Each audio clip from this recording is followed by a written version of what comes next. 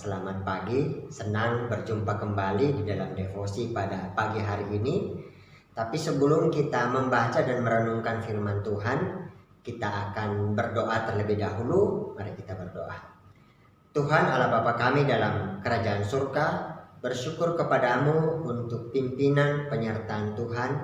Istirahat kami dalam sepanjang malam lamanya, Tuhan sudah pimpin dan sertai kami. Pagi ini kami juga boleh bangun dengan kondisi tubuh yang sehat, cuaca yang indah, dan betul-betul kami boleh merasakan berkat dan penyertaan Tuhan. Sekarang kami akan bersama-sama membaca, mendengarkan, merenungkan kebenaran firman-Mu. Tuhan kiranya boleh menolong kami supaya kami boleh sungguh-sungguh mengerti firman-Mu dan boleh mengaplikasikan firman-Mu ini dalam kehidupan kami. Dalam nama Tuhan Yesus kami berdoa, amin. Anak-anak, bacaan kita pada hari ini terambil dari Ibrani pasal 4 ayatnya yang ke-14 sampai ayatnya yang ke-16. Ya, silakan kalian boleh siapkan Alkitab kamu dari Ibrani pasal 4 ayat 14 sampai ayatnya yang ke-16. Jika sudah ketemu, kita akan membaca bersama-sama. Bapak akan membacakannya, kemudian kalian boleh mengikutinya masing-masing. Yesus sebagai imam besar. Karena kita sekarang mempunyai imam besar agung yang telah melintasi semua langit, yaitu Yesus, anak Allah. Baiklah kita teguh berpegang kepada pengakuan iman kita. Sebab imam besar yang kita punya bukanlah imam besar yang tidak dapat turut merasakan kelemahan-kelemahan kita. Sebaliknya sama dengan kita, ia telah dicobai, hanya tidak berbuat dosa. Sebab itu marilah kita dengan penuh keberanian menghampiri tahta kasih karunia, supaya kita menerima rahmat dan menemukan kasih karunia untuk mendapat pertolongan kita pada waktunya. Amin firman Tuhan. Nah, tema renungan kita pada hari ini itu bicara tentang Yesus sebagai imam besar. Ya, jadi Yesus sebagai juru selamat kita, sebagai Tuhan dan juru selamat kita, itu salah satu fungsi atau salah satu perannya adalah sebagai imam besar. Nah, Bapak mau tanya dulu sama kalian, kira-kira ada yang tahu nggak apa tugas atau apa fungsi imam besar di dalam perjanjian lama? Ya, betul ya. Jadi fungsi imam besar itu ada beberapa bagian, beberapa hal. Yang pertama itu dia akan mempersembahkan korban bagi Tuhan, bagi Allah Yahweh pada saat itu. Dan ada beberapa jenis, ya, ada beberapa macam korban yang imam besar itu akan mempersembahkan. Kemudian yang kedua, dia akan mewakili umat di hadapan Tuhan. Ya, jadi imam besar itu menjadi perwakilan umat di hadapan Tuhan.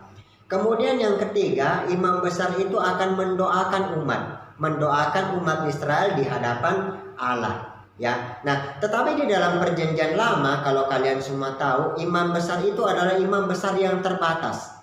Dalam arti apa? Imam besar itu adalah imam besar yang juga berbuat dosa. Nah, kalau kamu ingat kisah Harun, di mana dia membuatkan anak lembu emas ya bagi orang Israel di padang gurun. Jadi imam besar di perjanjian lama itu adalah imam besar yang tanpa bukan imam besar yang tanpa dosa. Tetapi mereka juga adalah orang-orang yang berdosa. Nah, sehingga sebelum mereka mempersembahkan korban bagi orang Israel, mereka harus terlebih dahulu mempersembahkan korban bagi dirinya sendiri. Ya, nah, dan kalau kamu tahu, kamu baca ritual di dalam perjanjian lama itu merupakan ritual yang apa ya? Yang begitu menakutkan dalam tanda kutip, yang begitu harus benar-benar diikuti 100% seperti itu untuk menunjukkan bahwa Allah adalah Allah yang Maha Kudus, ya, yang tidak bisa didekati oleh sembarangan orang Israel pada saat itu. Nah, biasanya di dalam konteks perjanjian lama, imam besar itu kalau kalian tahu itu diikat kakinya ketika dia masuk di dalam ruang Maha Kudus untuk mempersembahkan korban. Nah, tujuannya apa? Supaya kalau dia tidak balik-balik dari dalam, ya, tidak keluar-keluar, maka orang akan tahu, oh, bisa jadi ada dosa yang dilakukan di hadapan Tuhan dan belum dibereskan, dan bisa jadi Tuhan memang matikan dia di dalam. Ya, jadi tali itu akan ditarik nantinya, ya, karena orang biasa nggak boleh masuk ke dalam. Tali itu akan ditarik, ya, dan mayatnya nanti akan, ketika sudah sampai di luar, mayatnya nanti akan diperlakukan seperti biasa. Ya, jadi betapa kudusnya Allah itu sehingga orang Israel pada zaman itu tidak boleh dengan sembarangan ya masuk datang ke hadirat Tuhan. Nah di dalam perjanjian baru, imam besar yang tadi di dalam perjanjian lama itu sudah digantikan oleh Kristus, oleh Yesus sebagai imam besar yang sempurna, yang sejati.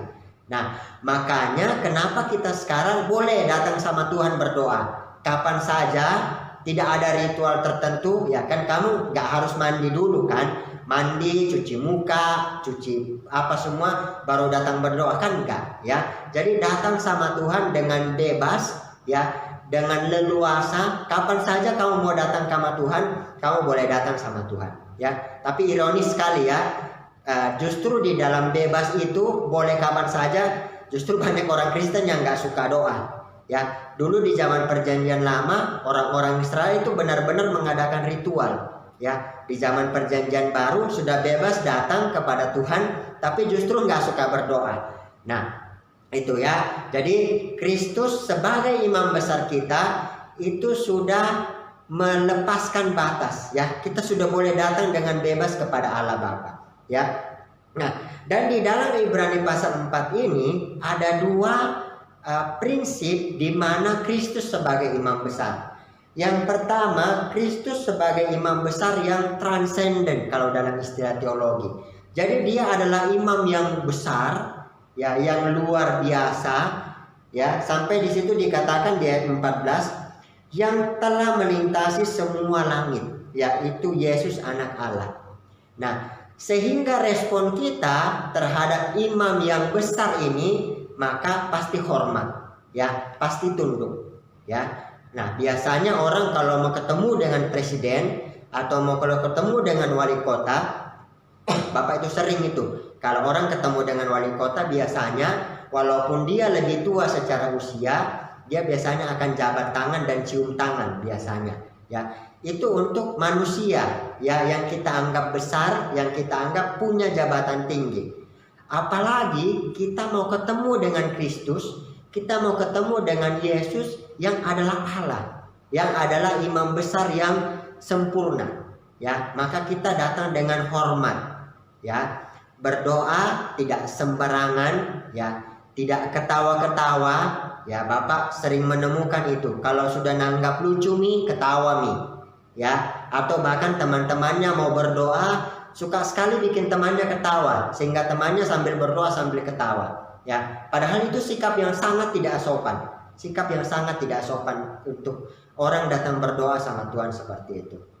Jadi yang pertama, kita datang sama Tuhan dengan sikap yang hormat, dengan sikap yang patuh, dengan sikap yang taat.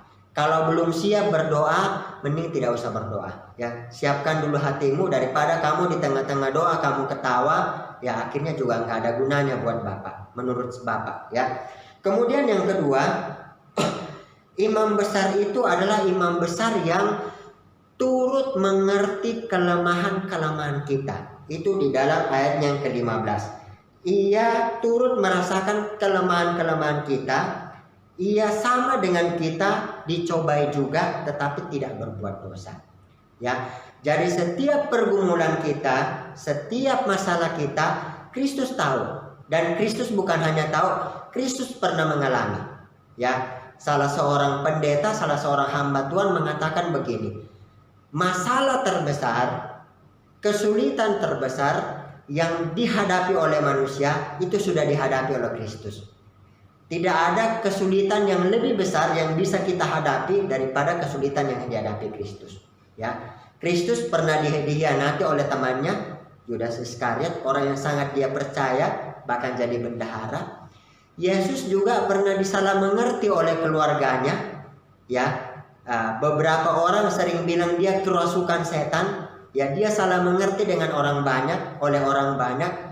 Dimanapun dia pergi, dia rentan dilempari batu. Alkitab mencatat beberapa kali dia dilempari batu. Dia ditelanjangi di kayu salib ya. Dia menjalani hukuman yang terkutuk. Ya, salib itu adalah hukuman yang terkutuk pada saat itu, pada konteks orang Israel. Bagaimana dia adalah Tuhan, dia adalah mengalami hukuman yang terkutuk. Ya, dia ditinggalkan oleh Allah, sampai di salib itu dia teriak, Allahku, Allahku, mengapa engkau meninggalkan aku? Ya, dan dia dilecehkan dengan begitu luar biasa secara seksual dan secara fisik. Ya, jadi Kristus merasakan semua penderitaan kita dan dia mengerti. Ya, sekarang pertanyaannya, di dalam masalah kamu ke siapa? Ya, di dalam pergumulan yang kamu hadapi, apakah kamu datang sama Tuhan? Datang cerita sama Tuhan? Tuhan, di dalam pergumulan ini, ya Tuhan tolong, berikan kekuatan. Ya, ataukah kamu melakukan hal-hal lain, ya, untuk supaya orang bilang supaya pikirannya tetap tenang dan melupakan masalah itu, tapi buktinya juga tidak segampang itu dilupakan.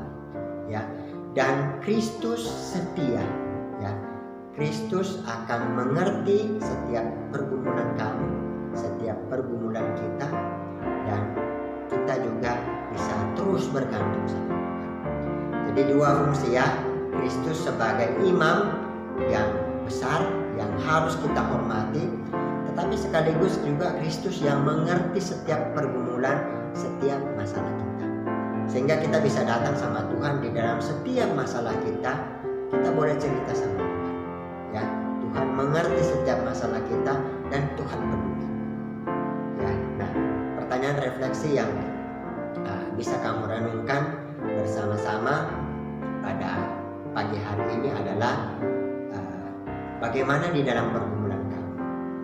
Ya, kira-kira siapa yang terpikir pertama kali untuk kamu datang di dalam pergumulan kamu?